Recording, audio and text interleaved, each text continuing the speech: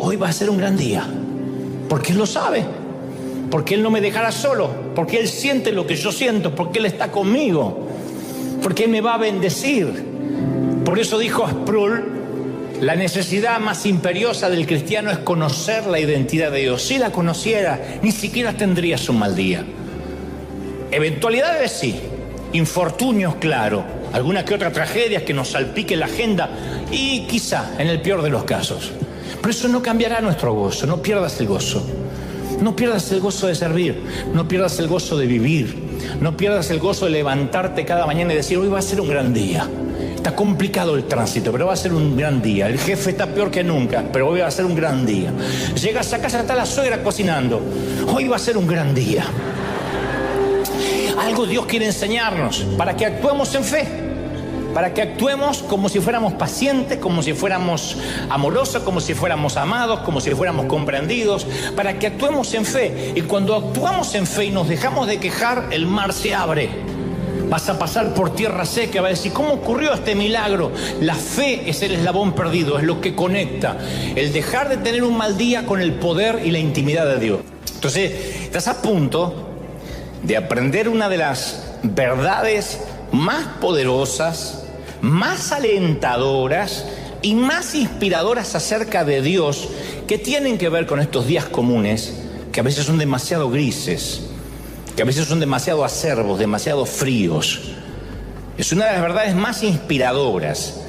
Una vez le preguntaron al filósofo y al orador y pastor presbiteriano Robert Sproul, un hombre de Dios que actualmente está en la presencia de Dios, pero que era un genio, era magnífico en su retórica, escribiendo libros. Se le preguntó, ¿cuál es, en su opinión, la necesidad más importante de un cristiano?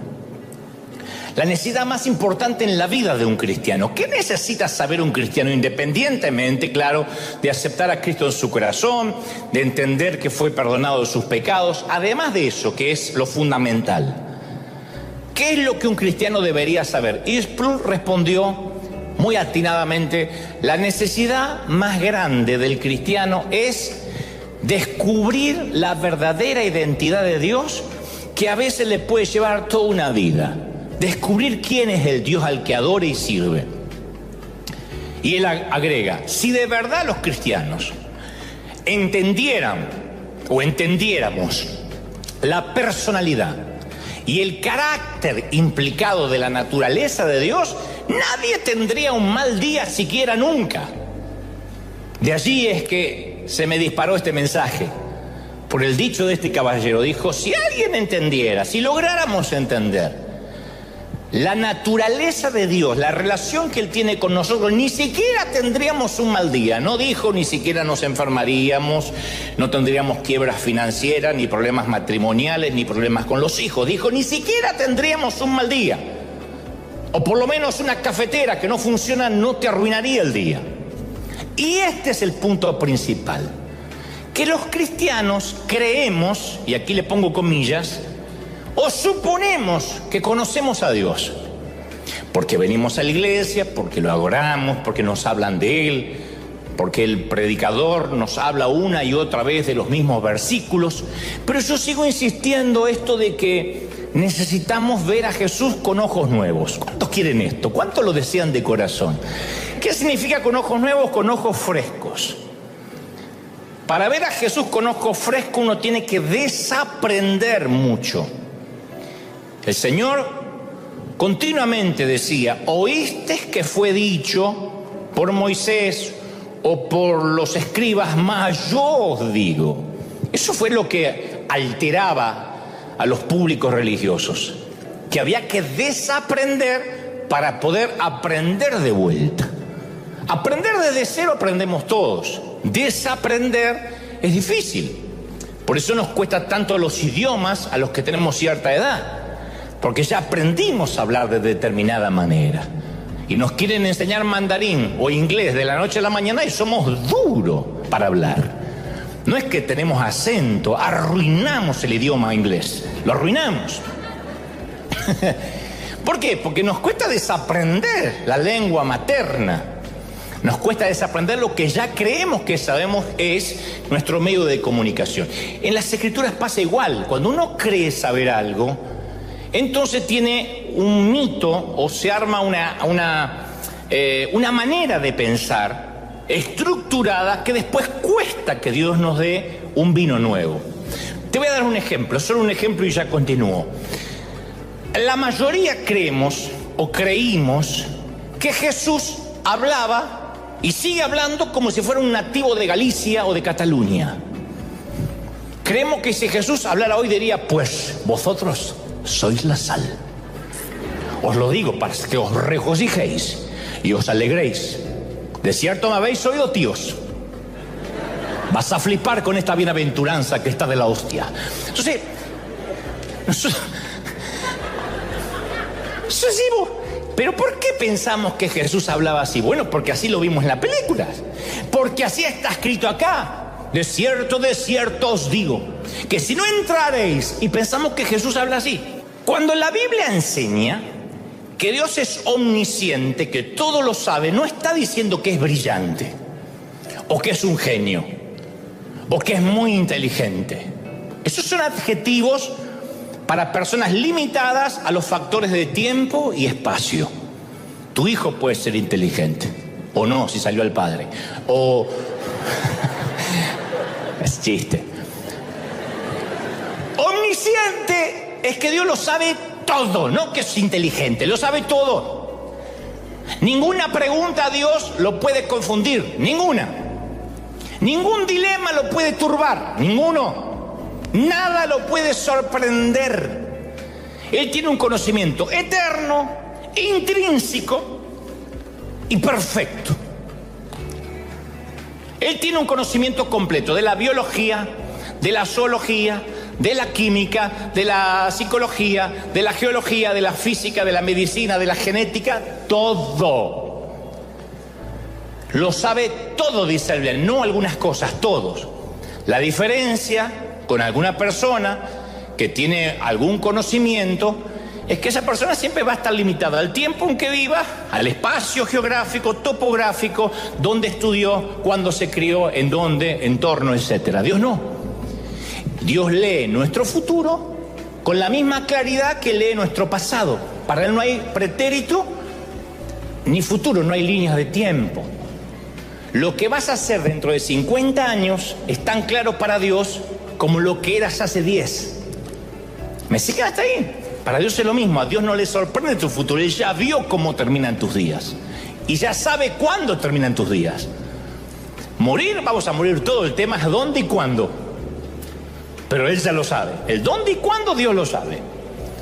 Dios no tiene problemas de memoria, como una computadora que tiene que borrar información en el disco rígido para crear más espacio disponible. Él no tiene problemas. Y la Biblia dice que aunque Él mantiene control sobre el sol, los astros, las estrellas, las constelaciones, su conocimiento incluye hasta aparentes frivolidades, como llevar la cuenta de nuestros cabellos, como dice Mateo 10:29. Él sabe quién se está poniendo más pelón cada día. Aunque tú digas, solo yo lo vi en la ducha, el Señor también lo vio.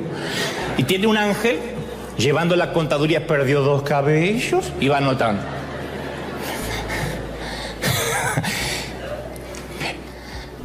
Yo sé que ahora posiblemente estés haciendo cosas que Dios no quiere que hagas. Y te sientes culpable y sabes que violaste y estás violando leyes de Dios. Y capaz que eres el único sobre la faz de la tierra que conoce tu pecado, pero yo voy a decirte una noticia, voy a darte una noticia. No tienes que pasar noches de ansias preguntándote ¿cuándo lo irás a ver? Mírame, Él ya lo sabe. Él ya lo sabe. Él ya lo sabe, Él ya lo sabe. Quiero que te grabes esto en tu corazón, Él ya lo sabe. Quizás creas que no, pero Él ya lo sabe, no puede estimarlo. Entonces no te molestes en perpetuar la farsa. Muy bien, dices, y entonces, a ver, ¿qué quiere Dios de mí? ¿Avergonzarme? No, quiere que deje de disimular. Lo hemos dicho cada domingo, quieres que dejes de ser hipócrita. que seas sincero y que te decidas a cambiar o permitir que Él te cambie. No te va a condenar, no te va a matar, solo quiere librarte de la culpa que has cargado y darte un nuevo rumbo. Créeme, necesitas ir a su habitación hoy y decirle: papá, yo lo fundí, yo lo arruiné. Y no des más excusas: yo lo arruiné, yo lo fundí, y espera la respuesta. Y te aseguro que vas a quedar atónito, porque vas a descubrir que a pesar de que conoce tu pecado, te sigue amando. Y su reacción no va a ser diferente a la de mi papá. Va a decir: yo estaba esperando que me lo confieses. No me tomes por ignorante, no me insultes mi omnisciencia. La próxima vez dime la verdad. Este es el lugar donde debes correr cuando estás en problemas. Esto me dice el Dios que yo conozco. No es un Dios libertino, no es que me importa más la gracia que la verdad, pero yo tuve papá, soy papá y sé cómo funciona. Uno no deja de amar al hijo. Así te funda el auto. Uno mueve el bigote. Y hay más noticias buenas sobre la omnisciencia de Dios. Que Él no solo conoce tu pecado, sino que conoce todas tus cicatrices. Es decir, Él no sabe solo lo que has hecho, sino que si te conoce mucho, sabe lo que te han hecho. ¿No es una gran noticia? Cada persona es herida de una forma u otra. Todos tenemos una historia triste si pudiéramos contarla. Aquí no hay nadie que diga: mi vida fue simplemente un jardín de rosas desde que nací en el Palacio de Buckingham. Nadie. Todos podrían decirme algo como: sabes, si supieras cómo eran las cosas en casa. No tienes idea, Dante. Si supieras cómo me trataban a mí cuando era pequeño. O si supieras el trato inhumano que mi padre le daba a mi madre. Si supieras el alcoholismo y cómo afectó mi familia. Y por supuesto que no lo sé. Y por supuesto que no tengo por qué saberlo. Pero Dios sí lo sabe, Él estaba ahí, Él lo sabe y no se perdió ni una millonésima de segundo de lo que te ocurrió. Él estuvo ahí. Las cicatrices están allí y Dios conoce cuándo te la hiciste, cómo y por qué. Y no son solo de nuestra infancia, porque algunos tienen heridas recientes, abiertas, sangrantes, que ni siquiera se les puede llamar todavía cicatrices, son heridas. Y quizás estás sangrando emocionalmente ahora y vives días agonizantes, noches que terminaron por quitarte el sueño por ese amargo divorcio, o has sabido el horror de acariciar un ataúd blanco, de despedir a un pequeño, a un hijo por un accidente o una enfermedad terminal. O sufriste por fracasos en las relaciones, fracasos en los estudios, debacles económicas, quién sabe cuántas cosas más. Es espantosa la cantidad de gente, la cantidad de personas que andan por ahí con el espíritu amputado. Obviamente nuestras obras no harán que Él nos ame más. Pero decime si no es maravilloso saber que Él ve lo que nadie ve, lo que el pastor no ve, lo que los líderes no ven, lo que la iglesia no ve. Dios sí lo ve, Dios lo ve y dice: no es en vano. ¿Cuántos lo creen? Díganme amén. Ahora, es probable que te estés preguntando: ok, Dante, si Dios sabe todo, conoce mis secretos, o sea, mis pecados, mis cicatrices, mis actos de servicio, ¿por qué tengo días malos? ¿Cómo lo conecto? Me parece fascinante lo que me dijiste, pero ¿por qué a veces me siento tan enclenque, tan alfeñique, tan derrotado? ¿Por qué mis días malos comienzan malos y terminan así al final del día? ¿Por qué soy parte de ese grupo que baja del tren o del bus o del auto devastado, me tomo la cabeza entre las manos y pienso que solamente quisiera no levantarme mañana? Y después de analizar esta pregunta por una buena parte de los últimos 30 años, quiero dar una respuesta pública, algo que he venido practicando en mi vida en forma privada por un largo tiempo. Me sigue costando, pero ahí voy. Si conoces la Biblia, sabes que se requiere de un paso de fe antes que se revele la gracia y el favor de Dios. hay un paso de fe, es el eslabón perdido, es lo que conecta todo esto que Dios sabe, que Dios conoce, mis secretos, mis cicatrices y mis actos de servicio con el día malo. Lo que lo conecta y que hace que el día malo se transforme es un acto de fe. No te voy a aburrir con esto, pero por ejemplo, Éxodo 14. Después de una liberación milagrosa de los israelitas, Moisés se encuentra caminando con un montón de campesinos, esclavos o ex esclavos, que son un manojo de perdedores. Cuando los israelitas están llegando a los linderos de Egipto, el faraón se da cuenta de lo mal que hizo en dejarlos ir. Conocen la historia. Sin ellos, ¿quién va a hacer el trabajo sucio? ¿Quién va a limpiar los baños de Egipto? ¿Quién fabricará ladrillos bajo el rayo del sol? Entonces, rápidamente organiza su ejército y salen de cacería para traer de regreso a los israelitas de la esclavitud. Entonces, cuando Faraón se acerca, Moisés mira alrededor y ve que delante está el Mar Rojo. No hay forma de escapar, las cosas se van a poner feas. Entonces, el primer axioma de cualquier estrategia militar es tener una ruta de escape. Repléguense. Retirada. Pero ahí no tienen retirada. Para colmo, Moisés va camino directo al mar. De pronto hay un poderoso rugido, las aguas se empiezan a separarse y Dios da una vía de escape caminando por el fondo del mar. Mi pregunta es, ¿sabría Dios lo que iba a hacer? Sí. ¿Sabía Moisés lo que iba a hacer Dios? No. Entonces, ¿por qué sigue las instrucciones de Dios si no sabe lo que Dios va a hacer? Dudo que Moisés supiera que Dios abrirá el mar. Lo dudo porque nunca ha ocurrido eso.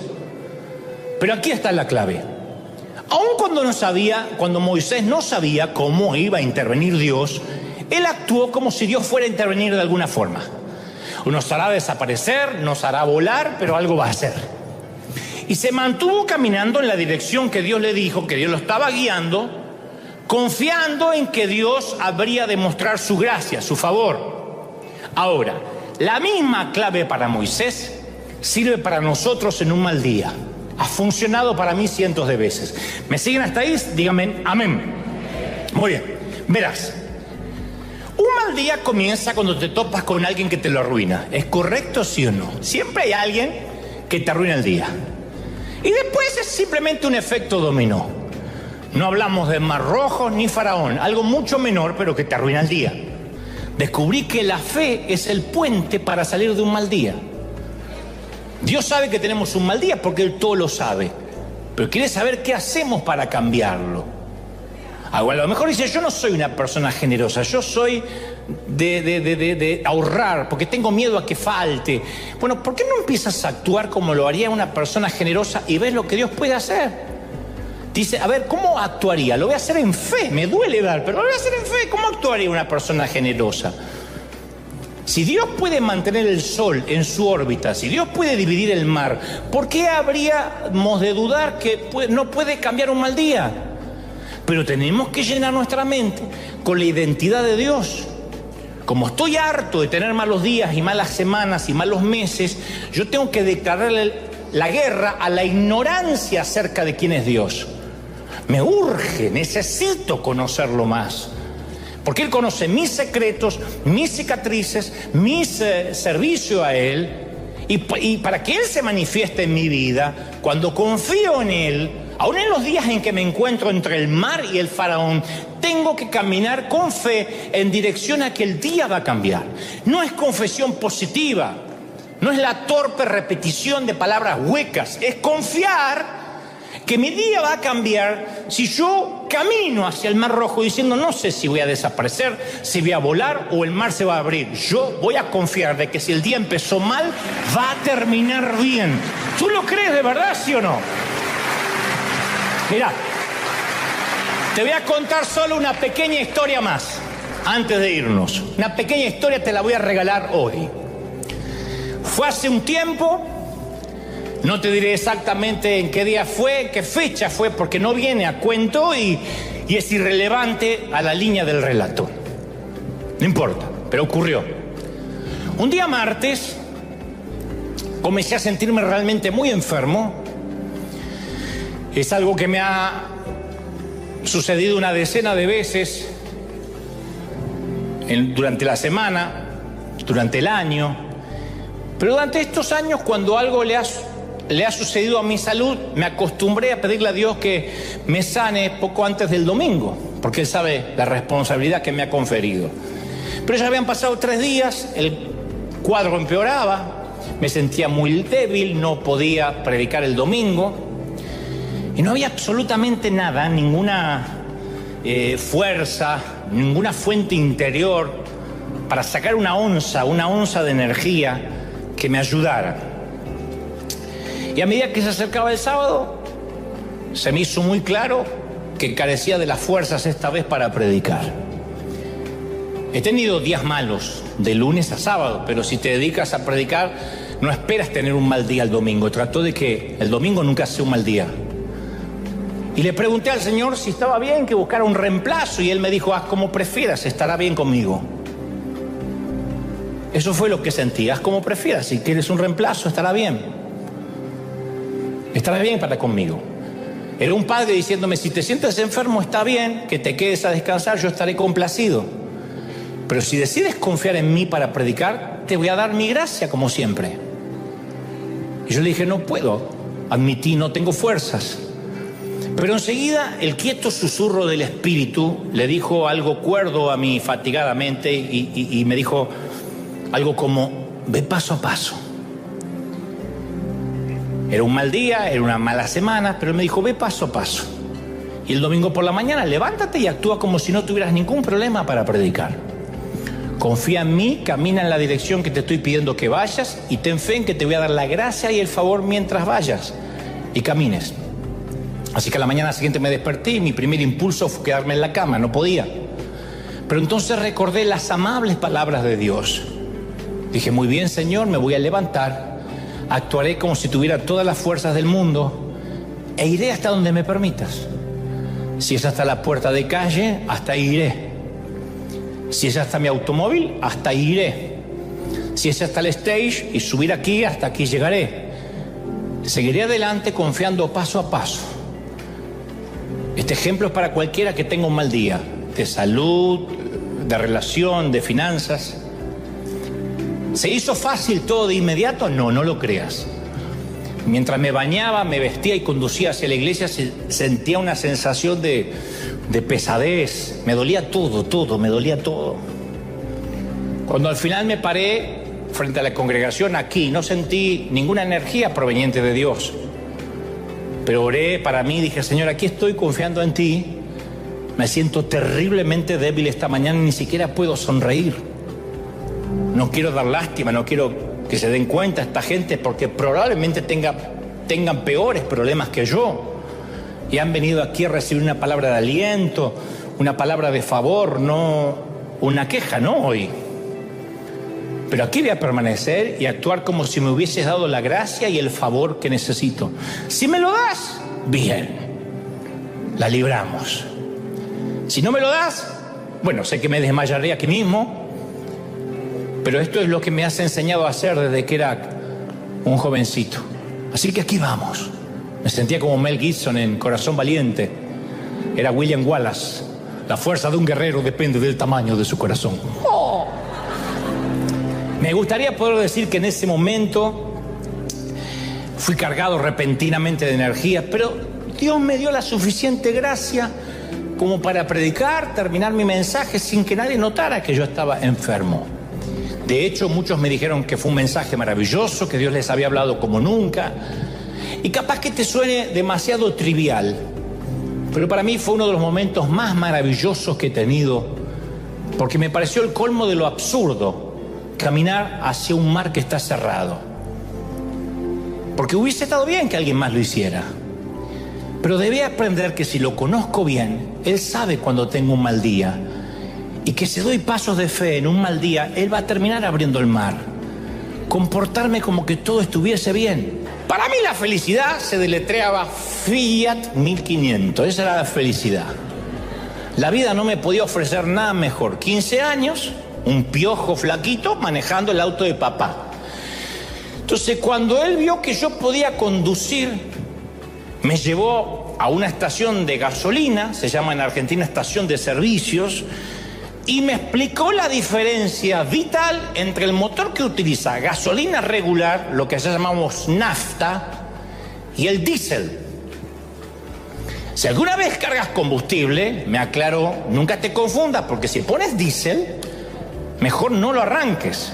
Este auto es de gasolina común, de nafta. Si le pones diésel alguna vez, hay que vaciar todo el tanque, drenar los inyectores, el carburador, las bujías. Me podría fundir el motor y ya me estaba gritando a cuenta por si algún día lo iba a hacer. No hay problema, que no soy tan bruto. No me insulte la inteligencia, pa. Nafta común o diésel, sencillo, y este no usa diésel. Bueno, te lo digo. Ya sé. Aparte, ¿cuándo me va a dejar el auto solo? Nunca. Y entonces, ¿para qué me decís?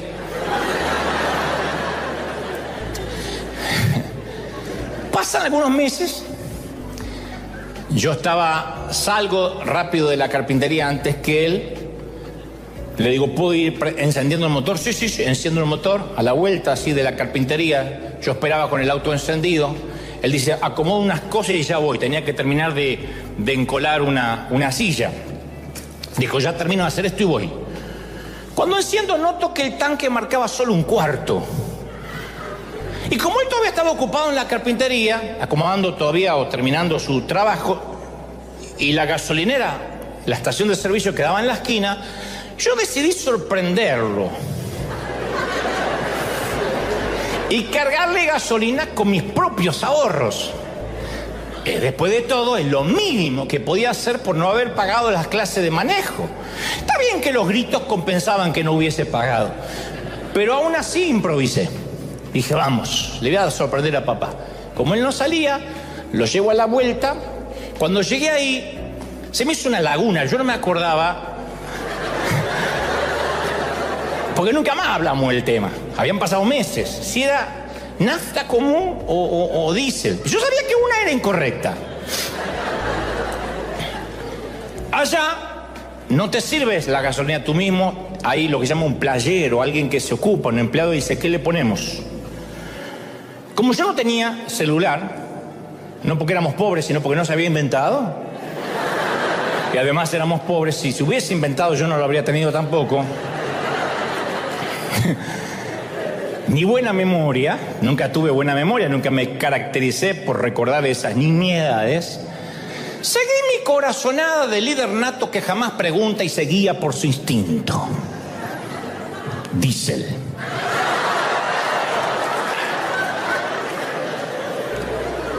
Un líder tiene que hacer lo que tiene que hacer. No, si yo estoy a cargo del Titanic, vos cantás hasta último momento por mi cara de seguridad. Nos vamos, pero flor de película que vamos a hacer. Yo soy seguro para esas cosas. Si me equivoco seguro. Cuando volví a encender el motor, hizo todo tipo de ruido, bla, bla, bla, bla, bla, bla, bla, y comenzó a salir mucho humo, una humareda. Dije, soy hombre muerto. Pero inmediatamente pensé, él nunca lo va a saber. Regresé rápido, el auto así, a estacionar en la puerta de la carpintería, y afortunadamente mi papá todavía no había salido. Así que lo apagué el motor y me quedé ahí. Él subió, dijo, bueno, maneja. No, papá, hoy maneja vos. Yo quiero descansar. Me corrí, encendió, ¿qué le pasa a este auto? Dijo. No sé, estaba raro.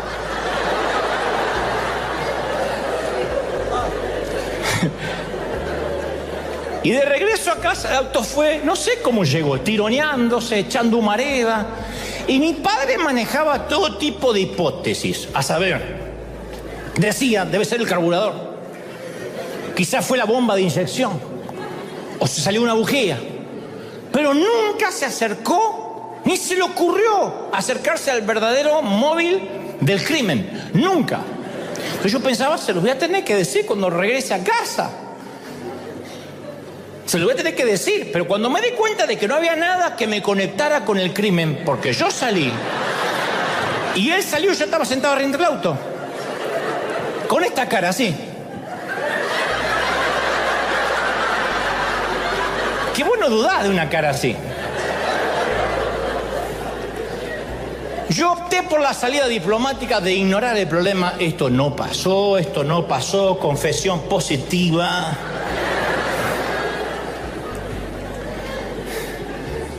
No notó que el auto tenía el tanque lleno, detalle que se le pasó por alto, un fiscal lo habría notado, él no.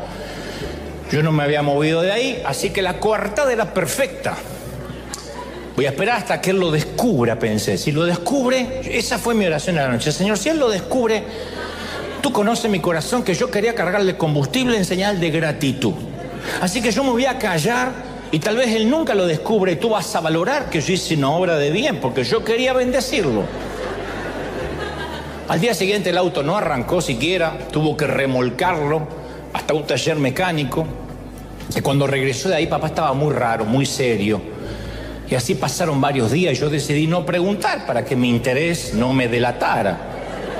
Pues uno, ¿y qué pasó con el auto? ¿Qué pasó de pronto tanto interés? Pasó una larga semana, mi padre actuaba muy raro. Una noche él mismo trozó un pollo, cosa que hacía mi mamá, pero él mismo lo trozó, repartió las 2 patas y las 2 alas para mi madre y mis hermanos y a mí me dio el trasero amargo. Y yo dije, lo sabe.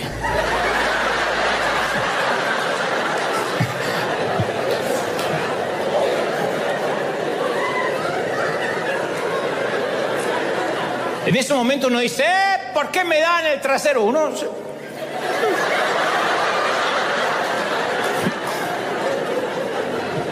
Pero ya me redarguía, el corazón se me compugía y decía, se lo tengo que decir, porque él ya debe saberlo, si no, no me hubiese dado el trasero del pollo, él ya debe saberlo. Él decía, dale la pata al pibe, si no me la dio. Cada minuto que me tarde es una traición abierta. Así que una vez que terminamos de cenar, junté todo el valor que pude, fui a su habitación, le dije, papi, yo lo fundí, yo lo arruiné. Quise sorprenderte cargándole combustible y cuando llegué ahí se me hizo una laguna y no sabía cuál ponerle. Si quieres que pase el resto de mi vida pagando el Fiat 1500, lo voy a hacer. Y mi padre no era de sonreír mucho, pero movió el bigote, lo cual... Eso en idioma alemán es una carcajada, me estoy carcajeando.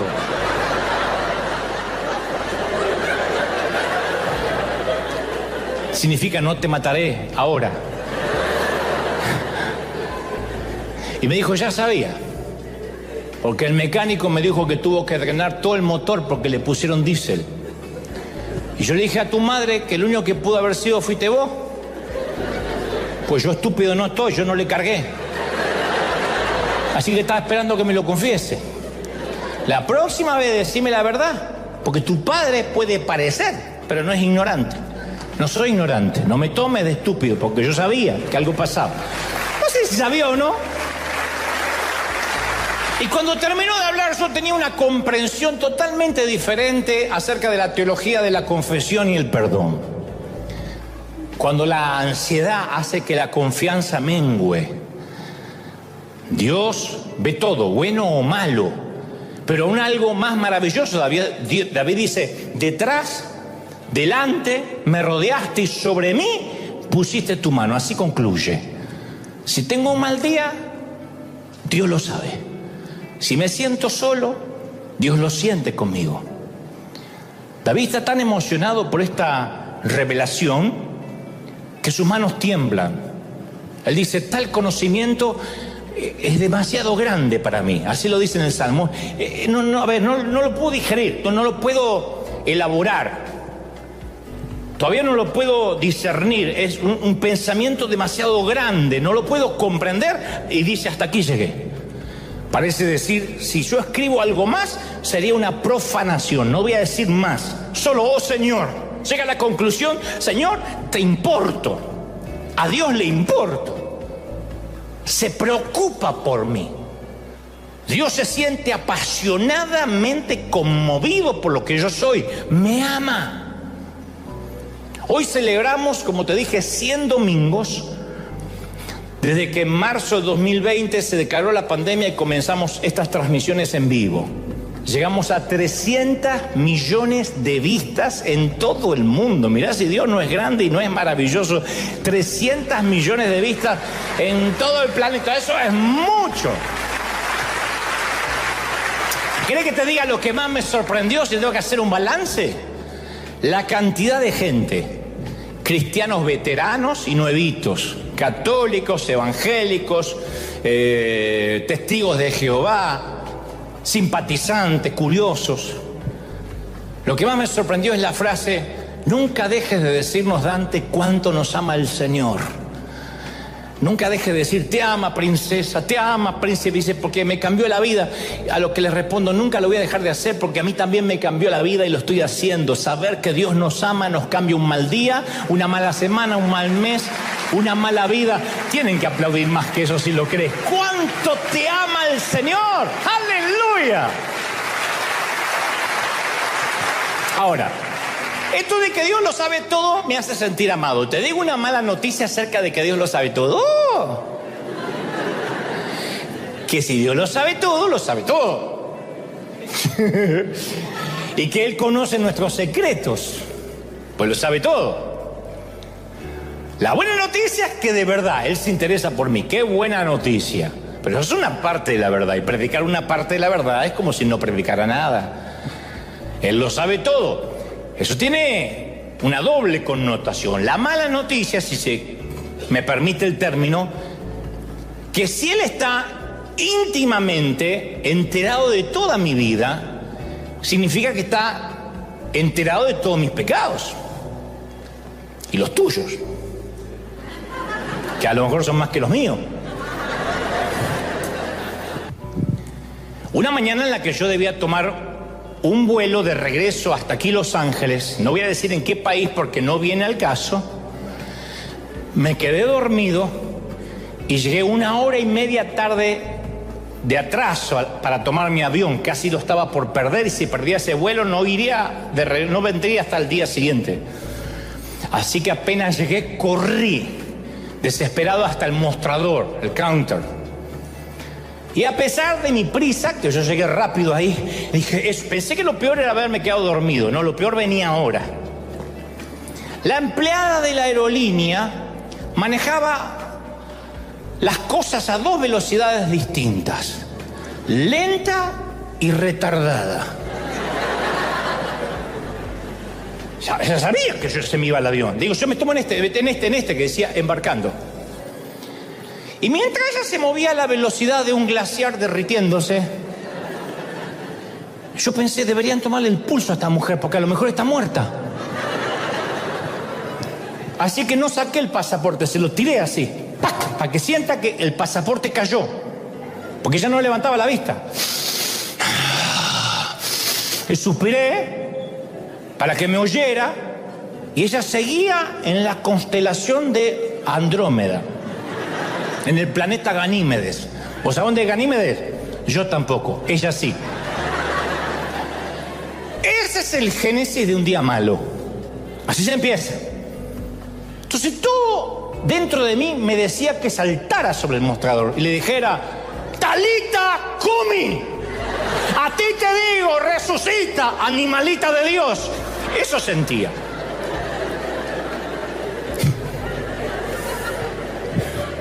Ay, no, ustedes habrían orado, los espirituales. Yo no. Y de pronto pensé, o sigo comportándome como un energúmeno hostil, o trato de ejercitar el dominio propio. No el demonio propio, el dominio propio. El demonio propio ya lo tenía. Y me pregunté, de verdad, ¿qué pasaría si solo por la fe, la convicción de lo que se espera, la certeza de lo que no se ve, yo actuara como si fuera una persona paciente? ¿Supliría a Dios su gracia para que yo sea un tipo paciente de verdad, si solo lo hiciera por fe, me pregunté, ¿cómo se comportaría un tipo paciente en esta situación? O sea, no alguien como yo, alguien paciente, ¿cómo se comportaría? Yo no tengo la menor idea, pero dije, vamos a practicar. Yo quería ahorcarla. Y ustedes dirán, pero eso es un crimen. Sí, pero vas a la cárcel con satisfacción. La ahorqué.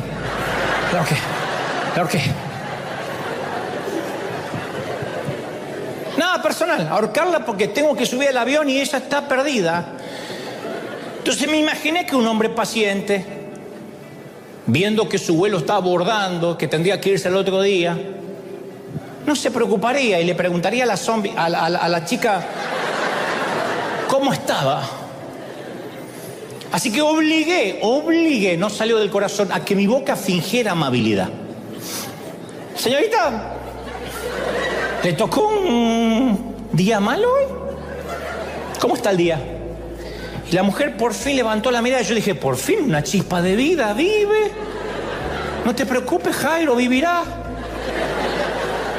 Y me dice, ay, hoy fue un día terrible.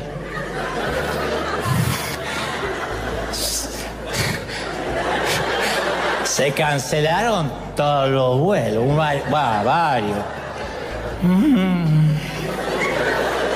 En todo lo que ella me explicó eso, yo predico 2 sermones. Y la gente me ha estado gritando todo el día. Yo pensaba, no es para menos, yo te hubiese gritado desde la puerta de haberte conocido. Y en ese momento la dama me pareció más humana.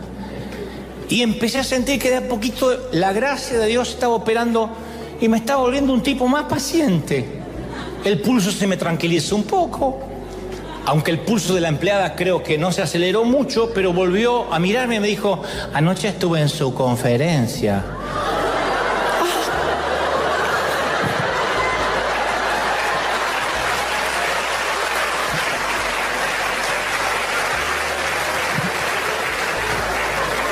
Yo sé quién es antes de ver el pasaporte.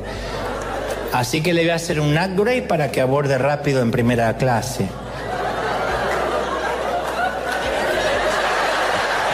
La cola de demonio se le metió y le empezaron a salir aritas así. Y yo agradecí por no haber sido un botarate iracundo con la señorita zombie. Yo lo agradecí.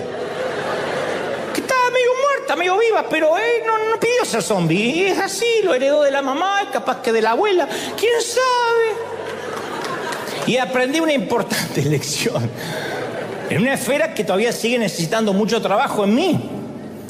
¿Cuál fue la clave? Me puse en camino, ejecuté la acción, confiando en que Dios me iba a dar la gracia mientras avanzaba, salvando la distancia de lo que te expliqué por Moisés. Hay mucha gente con el espíritu amputado. Y si a eso le agregas, mi esposo no sabe lo que yo siento, no sabe por lo que pasé, a mi esposa no le importa saberlo. Mis padres no se inmutarían si yo desapareciera, ni siquiera me echarían de menos. Si estás en esa estación de la vida, déjame recordarte unas poderosas verdades. En primer lugar, insisto, Dios lo sabe. Tu cónyuge por ahí no lo sabe, Dios sí lo sabe. Y Él está íntimamente consciente, como dijo David, de todos tus caminos y cicatrices. No hay herida, no hay cicatriz tuya que escape a su conocimiento. Pero no solamente Él lo sabe, sino que se preocupa. El Salmo 56:8 dice, tú me has visto dar vueltas y vueltas en la cama toda la noche. Eso dice David. Al que acomodó el cosmos en su lugar, al que niveló las montañas, al que puso los océanos en sus cauces, le dice, tú me has visto dar vueltas en la cama toda la noche. ¿De verdad creemos que una mala noche solo la vivimos nosotros y nadie más? Y grábate esto en la memoria. Dice David, tú has recogido mis lágrimas. Tú las has guardado en tu redoma y has anotado cada una de ellas en un libro. No es una poesía, no es una licencia poética. En la cultura del viejo Medio Oriente, cuando un soldado iba al campo de batalla, compraba un frasquito o redoma para darle a su esposa o a su novia o a su madre Y entonces las damas le decían: en tu ausencia te lloraré mucho, voy a estar muy triste, pero cuando regreses verás mis lágrimas aquí, y entonces sabrás cuán precioso eres para mí. Entonces, cuando Dios nos dé la bienvenida al cielo, y esto no es algo poético, es verdad, va a tomar la redoma de nuestras lágrimas frente a su rostro dulce y dirá: yo no pasé por alto ni una sola. Cada lágrima en tu duelo, en el panteón, en la sala de espera de cuidados intensivos, en la soledad, en la amargura de la soltería, la separación o el divorcio, la orfandad. Y además no solo Él recoge cada lágrima nuestra, sino que las registra en un libro. Dice: y las he escrito en mi libro. Dios nunca dejará de preocuparse por tus lágrimas. Así es como muestra lo mucho que le importas. Ese es el Dios que necesitamos ver con ojos nuevos. No tienes que llorar solo, nunca más. No te dije que no tienes que llorar, solo que no tienes que hacerlo solo. El que creó el universo te examina y llora y se conmueve contigo. ¿No es algo maravilloso? ¿No cambia eso tu mal día? Alguien tiene que decir amén. ¿Te cuento un secreto más? Si Él conoce tus secretos, tus pecados, si Él conoce también a tus cicatrices, también conoce tus actos, mis actos, nuestros actos de servicio. Viste que a veces nos desanimamos porque decimos: todo lo que hago pasa inadvertido, nadie lo aprecia. ¿Para qué hago todo esto? Lo han dicho pastores, simplemente ovejas. Esto no respeta estatura espiritual. En un momento de la vida dice: ¿sirve lo que estoy haciendo? ¿A alguien le importa? Y ahí es cuando necesitamos recordar Mateo 6:4. Tu Padre que ve en lo secreto te recompensará en público, pero Él ve lo que haces en secreto. Dios observa y toma nota del cielo de cómo te duelen los pies al final del día luego de servir. Pero también sabe cuando usamos la lengua para contribuir con algún rumor. Y toma nota cada vez que visitamos a alguien en un hospital o en la cárcel. Cada acto de carácter, de convicción, de servicio, de valor es observado por nuestro Dios. Y toma nota de un Dios omnisciente. Cada actividad Él te dice: yo lo vi, continúa, hazlo de nuevo, sigue haciéndolo, te compensaré. No estuviste orando en vano, no estuviste adorando en vano, no me serviste tantos años en vano. ¿Cuántas veces Dios habrá querido mostrarnos su fortaleza, su favor, y no se lo hemos permitido? Dios es grande, Dios es poderoso, pero tenemos que invitarlo a que ese poder, esa gracia y ese favor entre en nuestra vida, sea parte de nuestra dinámica diaria. Algunos de ustedes, yo lo sé, y aquí también tienen que enfrentar días malos. Están tan preocupados y aterrados que no saben qué hacer. Bueno, yo te animo a que actúes como si estuvieras lleno del favor, de gracia, y veas, solo pruebes si Dios acaso no te da favor para continuar. Pablo nos exhorta en 1 Corintios 2:5 para que vuestra fe no esté fundada sobre la sabiduría de los hombres, sino en el poder de Dios. Todos tenemos un mal día, pero que ese mal día se transforme en el guión de nuestras vidas todos los días es una decisión nuestra. Y para dar la nota, porque ahora es cuando algunos pastores teólogos me empiezan a querer, y eso no me gusta mucho, quiero terminar con una poesía, una prosa del poeta y trovador catalán, un poco también para reconciliarme con los españoles y me dejaron de querer por lo que dije que Jesús era gallego. El querido catalán Joan Manuel Serrat suele cantar una bellísima canción que dice más o menos así, dice: hoy puede ser un gran día, todo está por descubrirse, si la rutina te aplasta, dile ya basta a la mediocridad. Hoy puede ser un gran día, date una oportunidad. Hoy puede ser un gran día, dice Joan Manuel, un ejemplar único, imposible de recuperar, que todo cuanto te rodea lo han puesto para ti, y si lo empleas como si fuera el último que te toca vivir, lo vivirás. No lo mires por la ventana, siéntate al festín, pelea por lo que quieres, no desesperes, Si algo no anda bien, hoy puede ser un gran día, y dice el catalán, y mañana también. Y cuánto más nosotros si tenemos al Señor. Hoy puede ser un gran día y mañana también. Vamos, celebra al Rey de Reyes, al Señor de Señores. Si crees que vamos a terminar en un buen día, me gustaría que celebres con un festín, con un aplauso grande. Hoy va a ser un gran día. Hoy va a ser un buen día, gente. Hoy va a ser un buen día. Vamos, celebra al Señor de Señores. Celebra al Rey de Reyes. Hoy va a ser un gran día. ¿Lo crees? Vamos, celebra, celebra. ¡Aleluya! Que se vaya esa mala onda. Que se vaya esa pesadez. Vamos, vamos, vamos. Mientras aplaudes, algo se libera en los aires. Algo se libera en los aires. Hoy va a ser un un buen día, dice el Señor. Bendito eres. Nos toca a nosotros comprender cuándo Dios abre una puerta y cuándo es el mismo Dios el que la cierra. Eso a veces nos puede llevar toda una vida. Saber cuando Dios dice sí y cuando Dios dice no. Y a veces nos toca mucho tiempo de peregrinar cristiano aprender la diferencia. Cuando Dios dice sí y cuando Dios dice no. Ahora, Dios quiere que aprendamos a diferenciar, porque pensemos en nosotros como padres. ¿Qué papá, qué mamá quisiera tener hijos a los que hay que decirles todo por el resto de la vida? Ponete esta ropa, cámbiate el calzón, metete a estas clases, andá a esa universidad, cámbiate el calzón, te dije, postulá para este trabajo, casate con esta persona y cámbiate el calzón cuando te cases.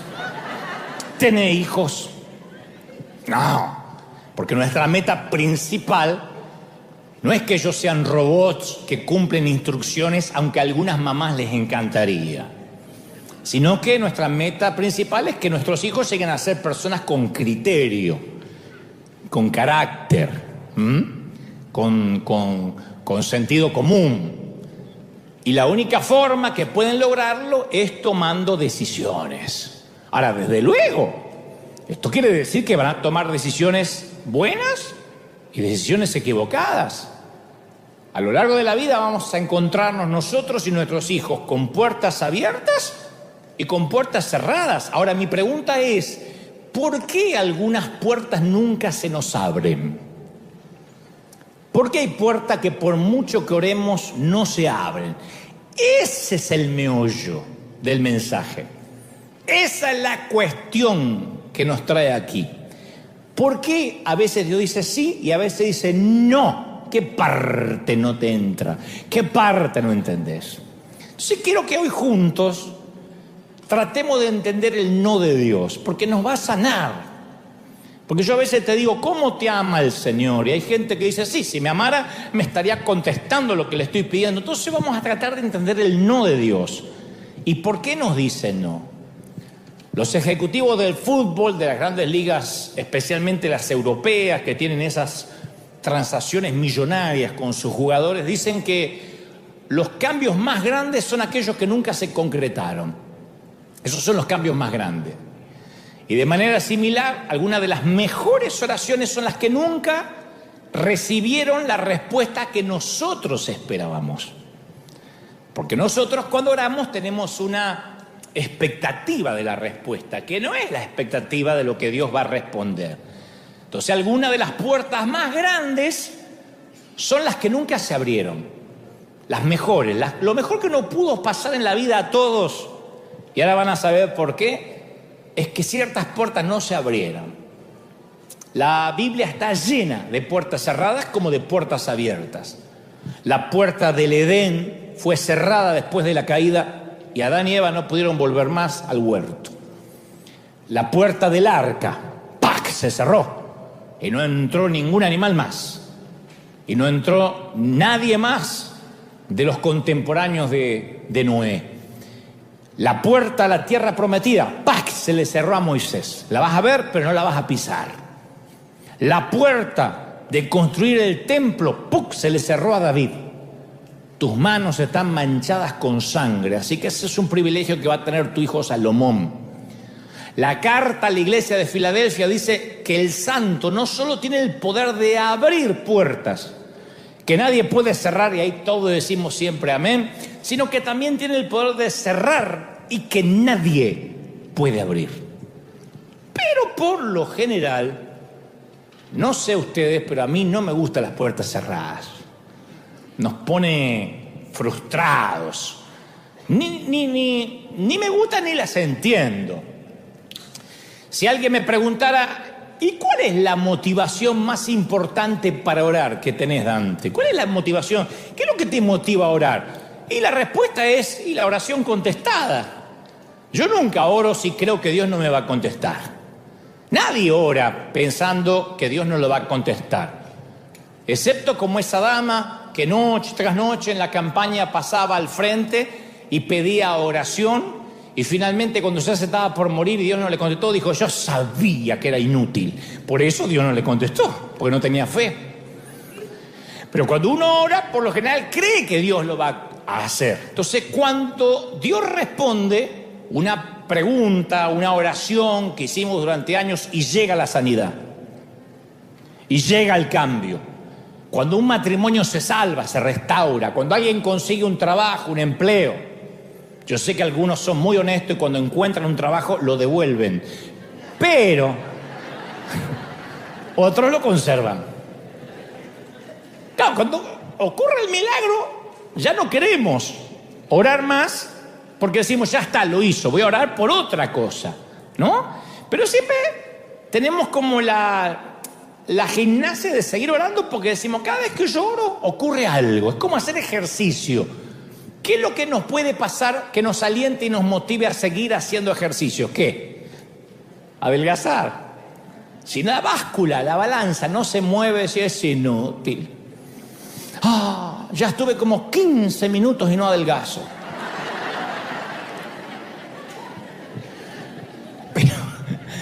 Pero si alguien nos preguntara, ¿cuál es la desmotivación más importante para orar? ¿Qué es lo que te da más flojera, más frustración, que te dice, que piensas, no tengo ganas de orar, que te da desdén, desidia de orar? Y las oraciones sin respuesta. Cuando uno ora y parece que Dios no contesta. Entonces a algunos les encantaría casarse, por ejemplo, y oran durante años para conocer a la persona adecuada, pero no les pasa. Y tienen todo para dar, y tienen mucho amor para entregar, y mucho cariño para compartir, pero oran y dicen, no, tampoco me voy a casar con cualquiera por el hecho de cambiar el estado civil, pero Dios no me contesta, quiero enamorarme, quiero conocer a alguien, y uno es peor que el otro, o una es peor que la otra. O alguien lucha contra la depresión por años, y siempre ora que Dios se la quite, que se le vaya esa tristeza que a veces le embarga los domingos por la tarde, los lunes, los viernes, los jueves, los sábados. Y no pasa. Ahí está la tristeza minando tu interior.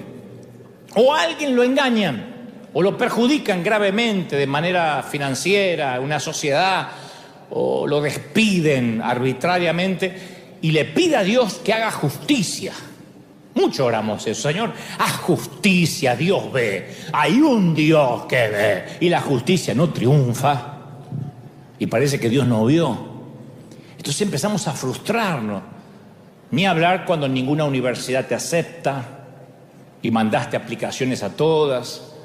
Cuando ningún médico da con la solución, ni siquiera con el diagnóstico, no te saben decir, te llenan de remedio y cada médico te da un medicamento diferente. Cuando no conseguimos compradores para la casa, o no nos rentan, no conseguimos alquiler, o no conseguimos alquilar. Cuando ningún abogado nos da esperanzas de arreglar nuestra situación migratoria, por ejemplo. Entonces vemos que los caminos están cercados con barricadas. Sabemos lo que es estar frustrado por una puerta cerrada, una puerta que parece que no se va a abrir nunca, bloqueada. Yo creo que ninguna criatura del mundo quiere sentir que la dejan afuera, del lado opuesto de la puerta, obviamente. Entonces las puertas cerradas desaniman. ¿Cómo no? Las puertas que se cierran te frustran y aparecen en un trabajo, en una relación, en nuestras finanzas, en nuestra educación, incluso en nuestro ministerio.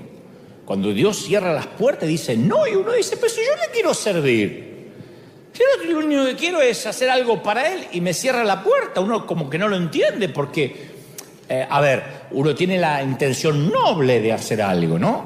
Una oportunidad que queríamos queda inaccesible y sentimos como que la vida se nos va apagando, sentimos como que la esperanza se nos va derritiendo, herrumbrando, y como que a Dios no le importamos.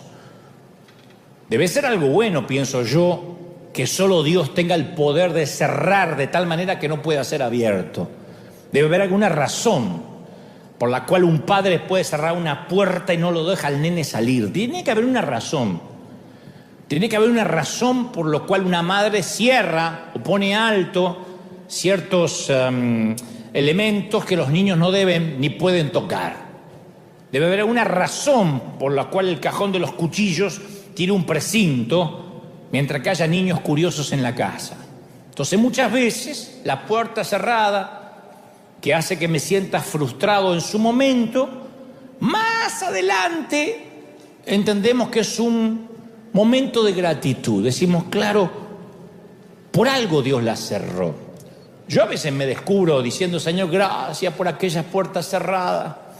Fui tan ganso en estar orando y orando para que se abriera lo que no se tenía que abrir. Gracias por esa puerta del colegio secundario que se me cerró en la jeta, porque yo no estaría acá. Me dedicaría a ser técnico electrónico en cualquier parte del mundo. Gracias por un pastor que una vez me dijo, un pastor alemán, lo quiero mucho, pero después nos reconciliamos antes que él partiera, pero que me señaló con su dedo huesudo y me dijo, usted no tiene futuro en la iglesia, usted no sirve, porque yo nunca hubiese comenzado un ministerio con jóvenes, no le habría creído al Señor si me hubiese inclinado en el apoyo del pastor. Así que yo le agradezco a aquel hombre que me sentenció de alguna manera, porque al cerrarme una puerta no me quedó otra que orar. Agradezco que una vez en Argentina alguien me dijo, si algún día liderás una iglesia en Argentina, lo voy a tomar como una traición. Ni se te ocurra algún día liderar una iglesia en Argentina. Gracias a Dios, porque no estaríamos acá, no seríamos ricos. Gracias que las puertas se cierran, porque Dios siempre tiene algo mejor, algo más grande, algo maravilloso. Digo, ayer pensaba, y te hago el mismo desafío, no ahora, regresen acá, traigan la mente de vuelta, pero en casa, piensen en una lista, pongan las puertas abiertas y las cerradas. Van a ver que hay un montón de cerradas que te salvaron la vida. Sí, mira, dice amén, amén, amén. Una que pateó 3 novios. Dios le salvó la vida. ¿O no? Por las veces que presenté un proyecto de televisión a un canal cristiano y me dijeron, no, esto es muy mundano. Acá no vemos Biblia, acá no vemos palabra de Dios. Menos mal, no se me hubiesen abierto las puertas en canales seculares. Estaría allá dentro de la pecera, en un canal cristiano. Digo, si no me hubiesen cerrado la puerta, no me hubiese atrevido a más. Por esa oración que estuvo sin respuesta por años. Y después vino, pero yo aprendí en ese desierto, en ese sequedal, en esa travesía, yo aprendí lo que no hubiese aprendido si hubiese tenido una recompensa inmediata. Aprendí mucho. Por lo que parecía una gran oportunidad financiera, por esa oportunidad financiera que nos perdimos y después nos enteramos que terminaron estafados, involucrados en una organización que terminó siendo dañina, tóxica. Entonces Dios cierra ciertas puertas. Por esa gente que se fue de mi lado, y yo decía, Señor, ¿por qué se va? Tráela de vuelta. Pero Dios no me hubiese rodeado del equipo maravilloso que tengo si no hubiese cortado la cizaña cuando la tuvo que cortar. Hay gente que salió de tu lado y en el momento te pusiste a orar para que la gente se regrese. Y Dios dice, no sabés lo que estás pidiendo. Me pediste que dejar de estar drenado, dejar de estar vampirizado. Estoy limpiando tu entorno y volvés a pedir los vampiros. Entonces yo le agradezco a Dios por esas puertas cerradas. alguna vez husmeando en las redes, no me digan amén, pero alguna vez husmeando en las redes, te encontraste con aquel exnovio con el que cortaste hace 20, 30 años, aquella chica que no te daba bolilla, la encontraste, te pasó de decir, gracias, Señor. Amado Padre, qué bueno. A ver, más fotos, tiene que haber más fotos. ¡Ay, sí!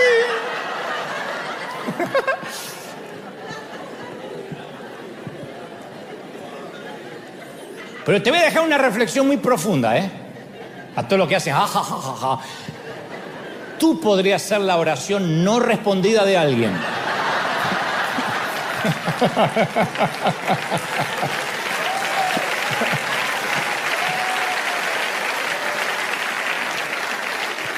No quiero meter el dedo en la llaga, pero alguien ya te encontró y agradeció al Señor.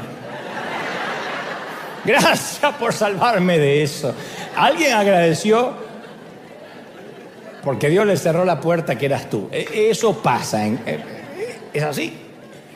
Ahora, no agradecemos por todas las puertas cerradas. Porque hay muchas que siguen cerradas y siguen sin gustarnos que estén cerradas. Las abriríamos de una patada si pudiéramos. Puertas ambiguas. Jesús mismo, cuando habla de la necesidad de perseverar en la oración, dice, llamen y la puerta se os abrirá. Y da el ejemplo de la mujer que importunaba al juez y hasta que el juez le hizo justicia, aunque era un hombre injusto, de tanto que ella llamaba. Pero no dijo cuál puerta hay que seguir insistiendo. No dijo qué tan fuerte tendríamos que golpear. Tampoco dijo cuánto tiempo deberíamos insistir, ni con cuáles. Entonces, ¿cómo sabemos a qué puertas cerradas seguir llamando y a cuáles decir no? Ya está cerrando Dios. ¿Cómo sabemos si seguir persiguiendo ese trabajo? ¿Cómo sabemos si seguir persiguiendo a esa chica, ese muchacho? O decir, ya está, no lo persigo más. ¿Cómo sabemos si perseguimos esa universidad? O decir, ya está, no persigo más, no aplico más, ya está, me dijeron que no. O ese sueño. ¿Cómo sabemos si deberíamos olvidar algo, olvidar esa puerta o seguir adelante insistiendo? Ese es el gran juego de la vida. Si fuera fácil, yo no estaría predicando de esto. No es fácil. La buena noticia es que hay una respuesta simple de 2 palabras para todas esas preguntas. La mala noticia, que esas 2 palabras es no sé.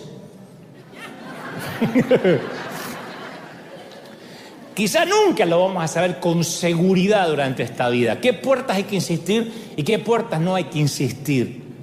Pero Dios tiene en mente cosas más grandes que nosotros tengamos que saber algo con seguridad sí o sí. Dios tiene un plan más grande que darnos seguridad respecto a las puertas. Y uno va por la vida preguntándose, pero para entender por qué, esto es lo que a mí me gusta más. Algunas puertas no deberían abrirse y Dios no las quiere abrir. Para entender por qué hay puertas que se cierran, primero uno tiene que entender y desarrollar una gran habilidad para saber qué puerta Dios cierra y qué puerta hay que empujar, porque a lo mejor el enemigo está poniendo una traba, a lo mejor es una puerta humana que quiere encerrarnos. La habilidad para saber eso es lo que más cuesta. Y yo quiero que hoy, al menos en un torpe intento, acá y los que están en sus casas, veamos juntos qué puede estar tramando Dios con ciertas puertas cerradas que hay en nuestra vida. Y para esto necesito que hagamos un sincericidio, que seamos brutalmente honestos. No me digan amén, pero en su corazón. Todos los que estamos aquí presentes en River hoy, y donde nos estén mirando desde cualquier parte del mundo, todos los seres humanos poseemos un punto ciego. Algo que no vemos de nosotros, todos. Aunque digas, yo me conozco, hay un punto ciego. Yo quiero que pienses esto. En un grupo, por ejemplo, de gente, en un grupo humano, si todos están cantando y hay uno que canta desafinado, en un coro, no amateur, sino que en el coro, en el micrófono, canta como una gallina que sabe que morirá al amanecer. En un grupo humano, si alguien tiene un gesto irritante, un trastorno obsesivo compulsivo, un TOC, un ruido raro, si alguno en un grupo habla demasiado, habla y de todo, opina, si alguien es fanfarrón en un grupo, o si alguien en el grupo es amarrete, no come banana porque le da pena tirar la cáscara, devoto de la Virgen del Codo en un grupo, o si alguno viola el espacio personal, hay gente que cuando te habla se acerca demasiado y te pone acá el aliento. O si alguien está emocionalmente necesitado y a quien se le acerca lo drena a la hora que sea, te arruina una Navidad, un cumpleaños, te arruina lo que sea. O si alguien tiene un carácter putrefacto, para no decir podrido, que queda feo. ¿Quién es la última persona en enterarse? ¿Quién es el último que se entera? El que tiene el problema. Yo, mal carácter.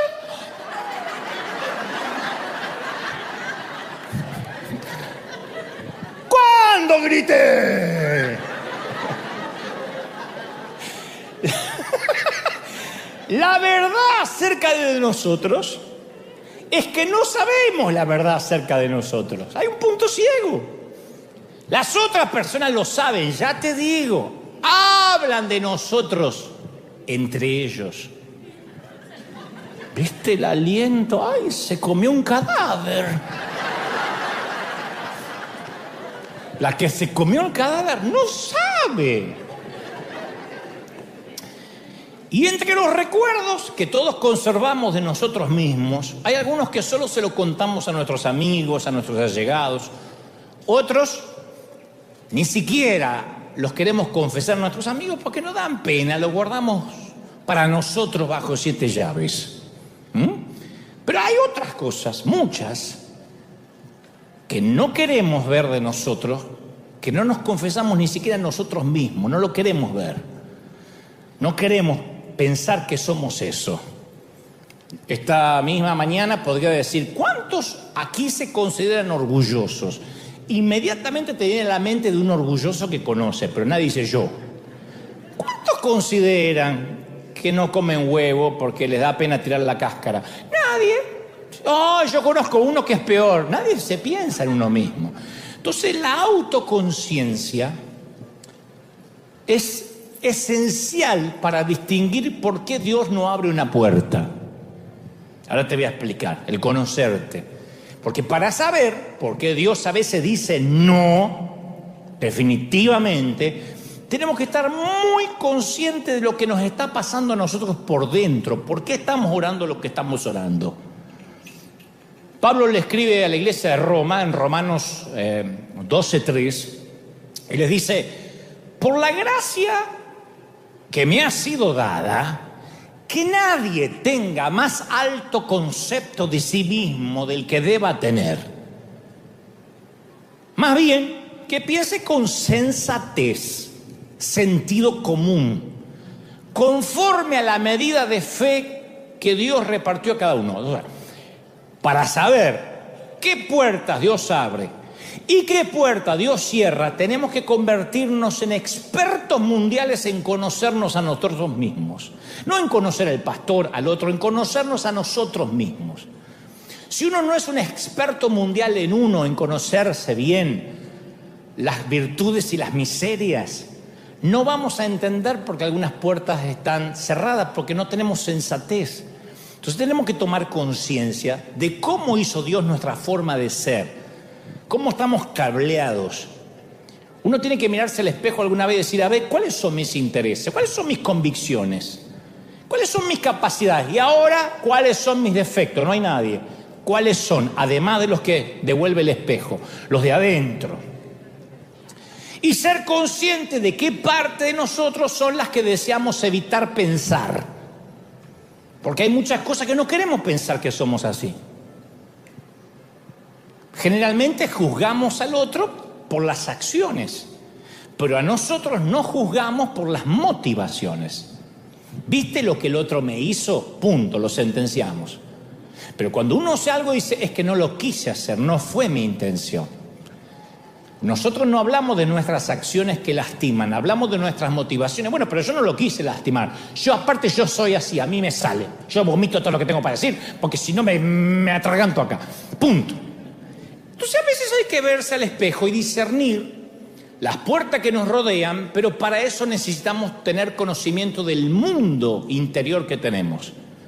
¿Por qué estamos orando lo que estamos orando? Porque la falta de autoconciencia es una incapacidad espiritual gravísima. El no conocerse es el gran síndrome que tenemos muchos creyentes. La falta de sentido común, la falta de conocimiento de sí mismo. Dice Pablo, que piense de sí mismo con sensatez. No hay mucha gente que piensa con sensatez de sí mismo. No hay. Yo me he criado en las iglesias escuchando decir, oh, Dios no es poderoso para hacerme presidente si quiere. Amén, gloria al Señor. Y no estudió nunca nada el tipo. O Dios no es poderoso para que yo pueda tocar la guitarra. ¿Fuiste a aprender? No, pero Dios me da poder para tocar. Y tocaba el desgraciado. Era un desastre. O Dios no es grande para darme un auto así, último modelo. Ni siquiera puede mantener una casa, ni la familia, ni trabaja. Pero yo ya le impuse las manos y no entiendo por qué Dios no me da ese auto. Le llaman a hablar en fe. Le llama a confesar. Yo le llamo a hablar sin conocerse. Sin sensatez. Sin sentido común. Es como aquel que no se baña, tiene mal aliento, no se educa, olor a pata, pero ora por la chica más linda de la iglesia. Vos lo ves a él, decís, Señor, oye, llévatelo, te lo mandamos. Pero él mira a aquella despampanante y dice, esa quiero para mí, no menos que eso. ¿Él se vio alguna vez lo que está pidiendo? ¿Por qué lo irían a elegir? O al revés, ¿no? Es falta de sentido común. Ahora, Dios es poderoso para que la chica se desmaye y caiga a tus pies. Sí, capaz que le baja la presión y se desmaya, pero no es que se va a casar. Es gente queriendo levantar una cosecha que no es suya.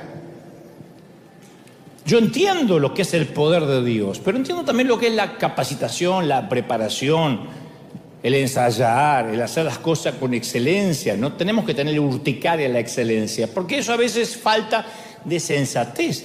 Por eso tenemos tantos cantantes desafinados, predicadores aburridos, administradores fracasados, matrimonios infelices. Porque hay mucha gente que se ve a sí mismo con sensatez, que se ve a sí mismo como debe ser. Entonces, cuando Dios puso una puerta abierta delante de la iglesia de Filadelfia, les hizo algunos comentarios. Le dijo, yo sé que tus fuerzas son pocas. Apocalipsis 3:8. Yo sé que tus fuerzas son pocas.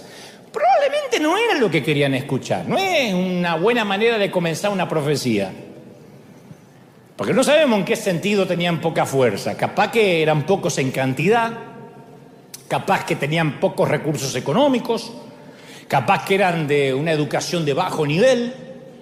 Y esta carta circuló entre 7 iglesias. Así que no solo la iglesia que recibió el mensaje se enteró que tenía pocas fuerzas, sino que las otras 6 también se enteraron de que tenían pocas fuerzas en Filadelfia.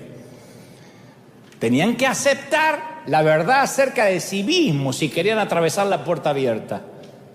Tenían que entender que si iban a atravesar la puerta iban a ser con las fuerzas de Dios, no con las fuerzas de ellos. ¿Hasta ahí me siguen, sí o no? Entonces le dice, yo sé que tienes pocas fuerzas. Lo primero que le hace es que se conozcan a sí mismos, a ver dónde están parados, en tiempo y espacio. Al mismo tiempo, las pocas fuerzas no es la única verdad que recibieron de parte de Dios. También les dijo en Apocalipsis 3:8, sin embargo, has obedecido mi palabra y no negaste mi nombre. Eso también está bueno. Además de ser de pocas fuerzas, eran obedecedores de la palabra y honradores de su nombre. Y la puerta abierta que Dios les ofreció llegó con toda la verdad de ellos, tanto lo negativo como lo positivo. Dios nos tiene que dar un shock y decirnos, este sos, ¿está? Cuando hay presión, estás colapsando siempre. quiero que sepa que me estás pidiendo un ministerio, pero cuando alguien habla mal de vos, no lo aguantás. Cuando alguien te critica, querés ir a buscarlo a la casa y quemarle la casa con el Ku Klux Klan. Eso te pasa, ¿estamos? Hay que conocernos. Si vamos a entender qué puerta Dios pondrá delante nuestro, hay que tener conciencia de cuáles son nuestros dones, nuestras fortalezas y también nuestras debilidades y nuestras partes más erráticas. Yo me acuerdo que orábamos intensamente para que la Catedral de Cristal no se vendiera. ¿Sabe cuál era mi oración? Dios no va a permitir que los hijos de Dios sean avergonzados, Señor. Tú no vas a avergonzar a tu iglesia. Te decía, todas las mañanas abríamos el periódico y decía, la Catedral de Cristal, se abrió el escrow, ¿no? Que es ese momento de retención financiera, le digo para los que son de otras partes, donde se comienza todo el proceso de venta de un edificio. Cuando se cierra el escrow es porque ya se concreta la venta. Entonces cuando decía, fue a escrow la Catedral de Cristal, yo decía, no, Señor, tú no vas a permitir que el escrow se cierre, es una prueba. Es una prueba, no se va a cerrar porque tú vas a hacer el milagro, Padre. Tú vas a hacer el milagro, Padre. En el nombre del Señor, yo lloraba. Mi motivación no era que Dios se avergonzara, porque yo no tengo por qué cuidar la reputación de Dios. Mi motivación era qué iba a pensar la gente si se vendía. Pero yo estaba preocupado por mi reputación. De hecho, inmediato, apenas se vendió la catedral, aparecieron los que estaban esperando eso, ¿no? Y decía, ¿y ahora qué van a hacer? Ahora quiero verlo a Dante, ahora quiero ver a los hispanos eso. Recuerdo un pastor, ex amigo.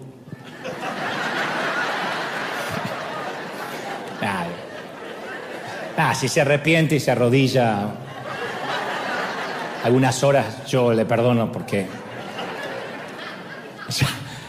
llamó y dijo, ¿aló? Le dice a la secretaria, ¿habló con la catedral católica? Dice, no, en la catedral de Cristal. No sé, me dijeron que Dante se hizo cura. ¿Puedo hablar con el padre? Era un pastor. Entonces, ahora no dejo de pensar qué hubiese pasado si Dios hubiese oído mi oración, si la catedral no se cerraba. Número uno, nada de lo que pasó hubiese pasado y no estaríamos aquí y no seríamos River, un río que no se ha detenido y llegó a todas partes del mundo. Mirá si Dios sabe o no sabe. Entonces, a veces es mejor, escuchen esta frase para tuitear, pero no ahora, después. Es mejor reconocer que pasamos por una puerta equivocada a pasar el resto de nuestra vida viviendo en una casa equivocada. Hay gente que por no reconocer que se equivocó de puerta, que se equivocó al pedir eso, al forzarlo, prefiere vivir en la casa equivocada por el resto de la vida. Che, no era esta puerta. Pero ya entré. No voy a salir, ¿qué van a decir la gente? Y vive en una casa que no era la de él. Por eso cuando voy a orar por algo debo pensar, ¿qué me motiva a orar? ¿Qué hay en mi mundo interior? ¿Qué me está motivando a orar? ¿Por qué estoy orando en realidad? Porque después nos enojamos por las puertas cerradas, pero lo que nosotros queríamos era cuidar nuestro ego. A veces, como me pasó a mí. Entonces, ser honestos en cuanto a las puertas que queremos que Dios abra, nos permite saber la verdad acerca de nuestras motivaciones, de nuestras ambiciones. Ahora, si uno quiere que se hagan los planes de Dios, tendríamos que estar dispuestos a conocer verdades sobre nosotros que no nos van a gustar. No vas a encontrar lo que encuentres. No te va a gustar lo que encuentres. Cuando uno excava arqueológicamente en su interior, no le gusta lo que ve. Jesús dice que va a doler. Jesús dijo, conocerán la verdad y la verdad os hará libres. Pero primero te va a traer amargura. Buscar la puerta abierta te va a decir la verdad de lo que realmente perseguimos y por qué pedimos lo que estamos pidiendo. Yo conocí a gente que se cambia de iglesia, no porque no recibe palabra, porque Dios no le habla, sino porque allá le dan un micrófono. Y siempre prefieren ser cabeza de ratón antes que cola de león.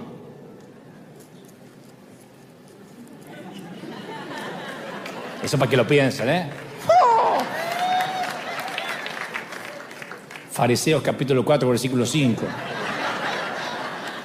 Pero se engañan a sí mismos diciendo, no, yo lo único que quiero es ir donde me dejen servir a Dios. No, vos querés estar donde te puedan ver que servís a Dios, que es muy diferente.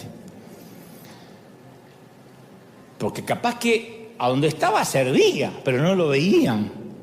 Y allá le dejan ministrar, exhortar. Entonces dice, me dan un micrófono y me gusta servir a Dios. No, te gusta que te vean. Está bien. Yo no digo que esté mal, está bien, pero hay que hacerse cargo de lo que uno está buscando. Hay que ser brutalmente honesto y decir, a ver, a mí me gusta que me vean, me encanta que me vean. Bueno, sacate foto. Pero diga, ay, no, yo no me gusta, yo no, a mí no me gusta, no me gusta. O sea, cuando uno está impulsivo, quiere todas las puertas, pero hay que saber por qué las quiere. Yo creo que el santo patrono de los impulsivos, siempre digo, era Pedro. Él, cualquier puerta que había, él quería. Recibe la invitación de seguir a Jesús, fue el primero que dice la Biblia que lo siguió inmediatamente, ni pensó, vamos, dijo. Ni a la mujer le avisó, vamos. Es el único discípulo que saltó fuera del bote para caminar sobre el agua, que reacciona para defender a Jesús cortándole la oreja a un servidor. No fue estratégico, pero lo hizo. Hablaba antes de pensar, le advierte a Jesús que no diga que va a ser crucificado. Propone construir santuario para Moisés, Elías y Jesús. Y dice la Biblia, Marcos 9:6, porque realmente no sabía qué otra cosa decir. A él nunca se le ocurrió que podía quedarse callado. No estaba en sus posibilidades de cerrar la boca, ¿no? Promete serle fiel a Jesús, pase lo que pase, y después lo traiciona, lo niega. Y en las antípodas de Pedro, ¿quién está? Yo encuentro rápido, por ejemplo, a Gedeón, en el antiguo pacto, que cuando Dios lo ve estaba trillando trigo en el fondo del lagar para esconderse de los madianitas. Está en el libro de Jueces 6:11. Trillar trigo en un lagar es como preparar una cucharadita de café, así, una cucharadita, ni siquiera una tacita. Habla de que era un tipo temeroso, con temor, y Dios lo llama, ¿no? Y le dice, tú vas a ser el libertador de mi pueblo. Y él dice, ¿cómo yo voy a rescatar a Israel? Dios le pone una puerta abierta y dice, no, mi clan es el más débil de toda la tribu de Manasés, soy el menor en importancia de toda la familia. Por eso digo que en el otro extremo de Pedro está Gedeón. Algunos son como Pedro y otros son como Gedeón. A veces no hay que orar por todo, a veces hay que obedecer. Pero Gedeón le pide reconfirmaciones. Los que no saben la historia, pide un vellón. O sea, un pedacito de piel de animal. Dice, Señor, yo la voy a poner acá, en el piso. Había mucho rocío por la mañana, ¿no? Entonces dice, si la tierra se regaba por rocío. Entonces dice, a la mañana yo quiero que caiga el rocío y que el vellón quede húmedo y toda la tierra esté seca. Y entonces voy a saber que vos me hablaste. Y Dios le moja el vellón al otro día. Se toma un día más el tipo y dice, no, vamos a hacer una cosa. Yo pongo el vellón, que se moje alrededor y que el vellón quede seco. Yo digo, está bien, es la última que te hago, ¿eh? Es una de las historias peor malentendidas de la Biblia. Porque el vellón no era una señal de fe de Gedeón. A veces algunos haciéndose lo espiritual dicen, ya le pedí un vellón, aleluya. Gedeón siempre supo lo que tenía que hacer. El vellón fue una expresión de su incredulidad. Estaba pidiendo reconfirmación porque no podía creer que el Dios que le estaba hablando era el Dios de él. Era una concesión que Dios le dio a sus dudas. Está bien, que un vellón te pongo... Pero un vellón no es fe, es incredulidad. Entonces aquel que dice, yo para saber si una puerta de Dios pido 3 reconfirmaciones porque sos 3 veces incrédulo. Pero volviendo al tema de las puertas, muchas veces pedimos algo inadecuado y Dios la tiene que cerrar. Cierta vez los discípulos entran en una aldea samaritana que no los recibe bien. Claro, si había una tensión entre Samaria e Israel. Y Santiago y Juan quieren orar. Justo Santi y Juanchi, justo los dos, todo. Lo que la señora Zebedeo quería poner a la derecha y a la izquierda. ¿Sabes lo que dice? ¿Querés que oremos, Padre? Para que descienda fuego del cielo y mueran todos en Samaria. Jesús dice, te agradezco la gentileza. Pero no hacemos eso nosotros. No, pero oramos para que se incendie. No, nosotros no andamos quemando gente. No estamos en eso, no es nuestra doctrina. Aunque hasta el día de hoy hay muchos así que le encanta mandar al infierno a los otros. Si vas a arder, aleluya, te voy a ver arder. Hay gente que son como los hijos de la doña Cebedeo, ¿no? Entonces toda la Biblia vemos puertas cerradas, respuestas a pedidos equivocados. En 4 ocasiones, 4 personas diferentes, Moisés, Jeremías, Elías y Jonás, pidieron la eutanasia, morirse. No voy a decir quién más aquí, pero más de una vez yo como me gustaría. Mi mamá quiso morirse desde que nació. Te pusimos en la tumba, por fin.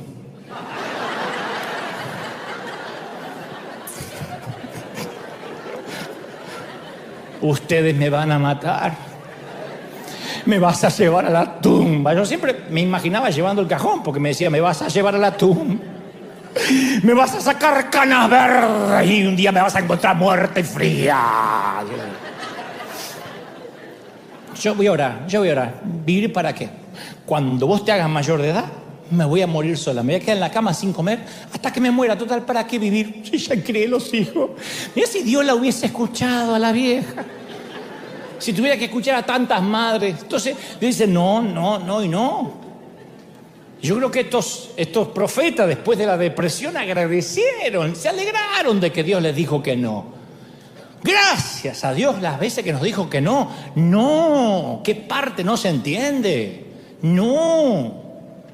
Algunos de los mayores regalos de Dios son las oraciones sin respuestas. Yo sé que nos cuesta entenderlo, pero lo mayor que Dios te pudo regalar es lo que no te respondió. Las puertas se cierran porque hay algo mejor.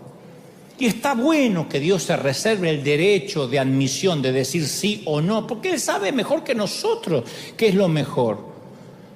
Todo poder que tiene el ser humano lo corrompe.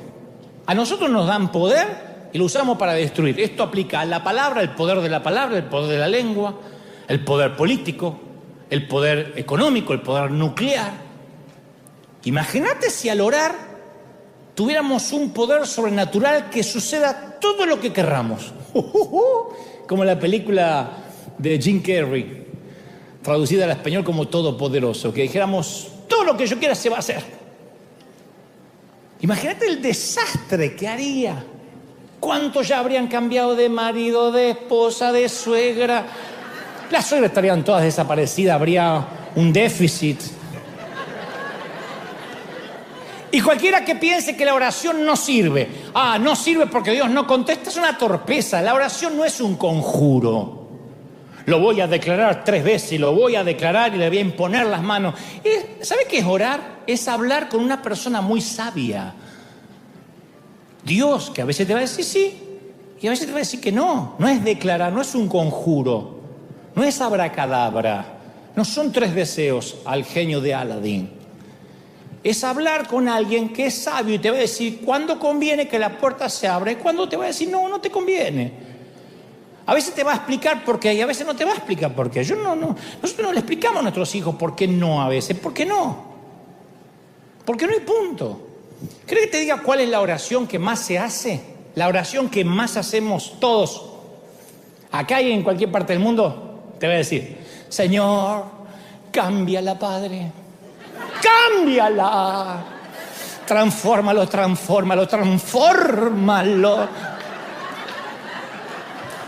A la noche en la cama, Señor, tócalo, transfórmalo.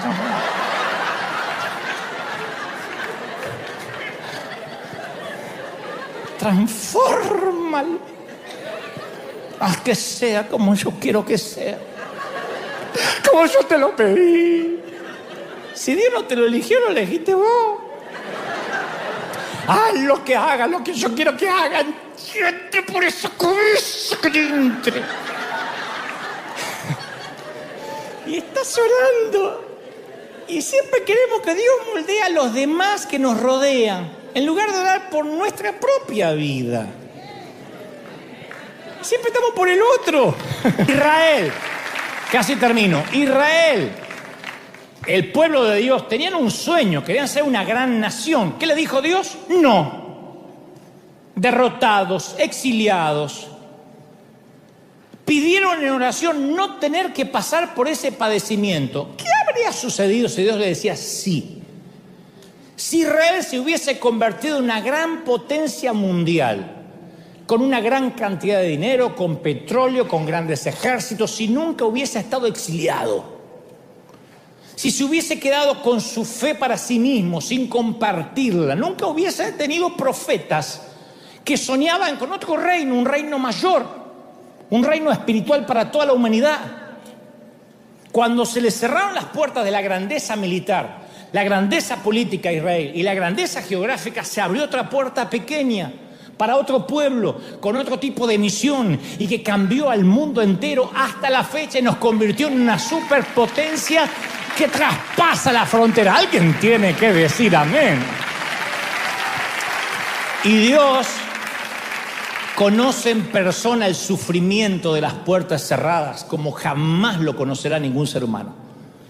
Dios le ha dado a cada ser humano la llave de la puerta de su propio corazón, y Él no entra por la fuerza, dice: mira que estoy a la puerta y llamo. Yo leí la carta de un papá cuya hija de 8 años le diagnosticaron una enfermedad que pone en riesgo su vida, y él dice: todos los días oro por sanidad. Una carta que llegó a la oficina. Todos los días trato de entender. Le pido a Dios: ¿podrías hacer que me enferme yo? ¿Podría enfermarme yo en lugar de mi pequeñita? Estoy tan enojado con Dios. Me puso en la carta en imprenta: estoy tan enojado con Dios. Trato de aguantar, pero estoy enojado, Dante. ¿Por qué el cielo permanece callado ante la oración de que sane a mi nena? Y yo sé que tú también estuviste en ese lugar en la vida, o en alguno parecido, o algún día lo estarás. Y no te puedo dar una explicación, timarte y decirte que tengo las respuestas, porque nadie tiene todas las respuestas a esto. Solo puedo señalarte a una persona. Puedo decirte que en el corazón mismo del Evangelio, acá, hay una oración sin respuesta. Jesús, arrodillado en el huerto, dice: Padre, si es posible,